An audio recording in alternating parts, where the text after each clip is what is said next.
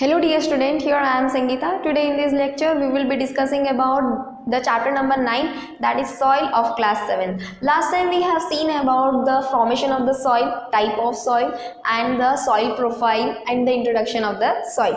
So for that you have to watch that video, and now we will be starting from the properties of the soil. Soil की properties के बारे में पढ़ेंगे कि soil में कौन सी ऐसी properties होती है जो soil को differentiate करती है. जैसे कि हमने formation of soil पढ़ा था, टाइप्स ऑफ सॉइल पढ़ा, सॉइल के लेयर्स के बारे में पढ़े जिसे हम सॉइल प्रोफाइल बोलते हैं. तो वेरियस टाइप्स के सॉइल होते हैं, दैट इज 3 टाइप्स के, that is loamy soil, Sandy soil and clayey soil. So these 3 type के सॉइल में भी उनकी प्रॉपर्टीज़ अलग अलग होती है, अलग अलग सॉइल की प्रॉपर्टीज़ होती है. That is majorly 3 important properties होते हैं. सबसे पहला है percolation rate of water, that is जो सॉइल में वाटर की मूवमेंट हमें देखनी है कि जो स्पेस प्रेजेंट होती है दो सॉइल के कॉम्बिनेशंस के बीच में, जो स्पेस या तो फिर जो पोर प्रेजेंट है उसमें से जो वाटर है उसकी movement, then that is known as to be in percolation rate of water. Next point है दैट इज मॉइस्चर. थर्ड है that is absorption of water, that is moisture के बारे में हमने पढ़ा था कि जो वाटर में ऑलरेडी सॉइल में ऑलरेडी वाटर का प्रेजेंस होता है, तो that water presence is in the soil is known as to be in moisture. अब एब्जॉर्प्शन ऑफ वाटर का मतलब क्या होता है? एब्जॉर्ब करना वाटर को, दैट इज सॉइल जो है कितनी देर तक वाटर को अपने अंदर होल्ड करके रख सकता है, then that is known as to be in absorption of water. So for that we have to study each topic in detail कि परकोलेशन रेट ऑफ वाटर क्या होता है. एग्जाम्पल्स के साथ में हम पढ़ेंगे कि परकोलेशन रेट क्या है. That is percolation is gradual movement of water through space और पोर इन द सॉइल. सॉइल में जो स्पेस या तो फिर पोर प्रेजेंट है उसमें वाटर की movement, then that is known as to be in percolation rate. And जो a soil with greater percolation rate absorb more water, जिसका परकोलेशन जो ज़्यादा होगा, जिस सॉइल में परकोलेशन ज़्यादा होगा वो जो सॉइल है वो क्या करेगा, वाटर को ज़्यादा देर तक एब्जॉर्ब करेगा.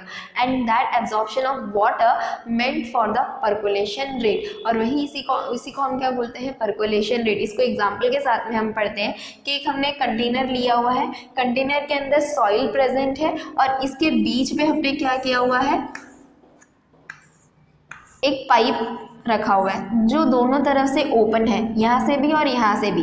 और यहाँ से हम क्या कर रहे हैं, वाटर को हम वाटर दे रहे हैं. तो वाटर जब तक हम प्रोवाइड करेंगे, ये जो सॉइल है, सॉइल के अंदर वाटर को हम तब तक प्रोवाइड करेंगे जब तक वाटर पूरी तरह से सॉइल के ऊपर भर ना जाए. तो that is known as to be in percolation rate, कि उसमें हम टाइम लिमिट देखेंगे और वाटर हमने कितना ml प्रोवाइड किया हुआ है वो देखेंगे.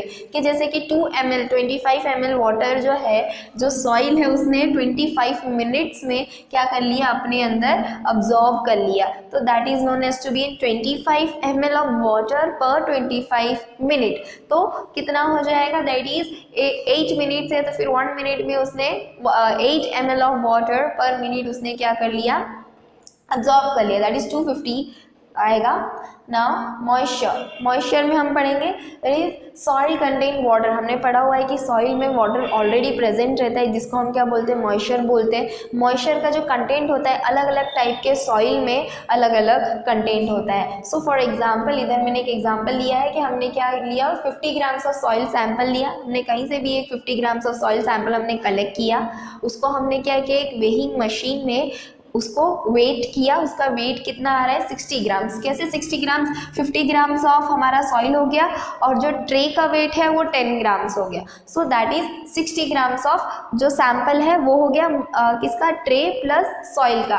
देन उसके बाद में हमने उसको क्या किया, उसको ड्राई कर दिया. ड्राई मतलब उसको हमने उसमें हीट प्रोवाइड की. तो तवे में उसको हमने क्या किया, बराबर हीट प्रोवाइड किया और उसमें से जितना भी वाटर था वो एवोपरेट करवा दिया और ड्राई कर दिया. ड्राई होने के बाद में जो सॉइल था उसको हमने क्या किया, कूल होने के लिए रख दिया. और फिर उसके बाद में उसको हमने मेजर किया.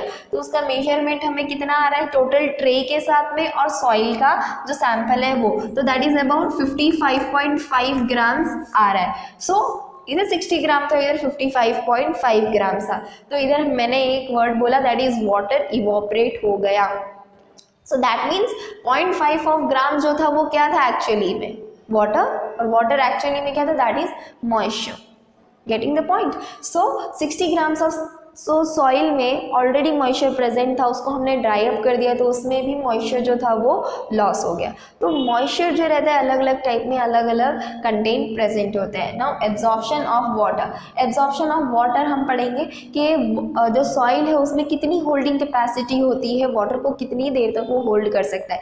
जो सॉइल जितनी देर तक वाटर को होल्ड कर सकता है वो सॉइल जो है प्लांट के ग्रोथ के लिए बहुत ज़्यादा बेनिफिशियल होता है, बहुत ज़्यादा अच्छा होता है। और जो सॉइल वाटर को होल्ड करने की कैपेसिटी नहीं रखता जितना देर तक, सो वो सॉइल जो है प्लांट के ग्रोथ के लिए अच्छा नहीं होता और उसको हमें क्या प्रोवाइड करना पड़ता है, रेगुलरली बेसिस पे हमें वाटर प्रोवाइड करना पड़ता है। और तो और अगर ऐसे सॉइल में प्लांट भी डाई हो सकते हैं। So the amount of water a particular type of soil can absorb is called water absorption capacity. जो सॉइल जो है वाटर की अमाउंट को जितनी देर तक होल्ड करके रख सके, एब्जॉर्ब कर सके अपने अंदर, तो then it is known as to be absorption capacity of the soil. If soil hold water plant will grow well, अगर सॉइल जो है वाटर को होल्ड करके रख सकता है then it is known as to be an that soil is helpful for the plant growth. और जो सॉइल वाटर को होल्ड करके रखने में कामयाब नहीं होता तो दैट उसमें क्या हो सकता है, प्लांट जो है वो डाई भी हो सकते हैं या तो फिर हमें उनको रेगुलर बेसिस पे वाटर प्रोवाइड करते रहना पड़ेगा। तो here we have completed with the properties of the soil.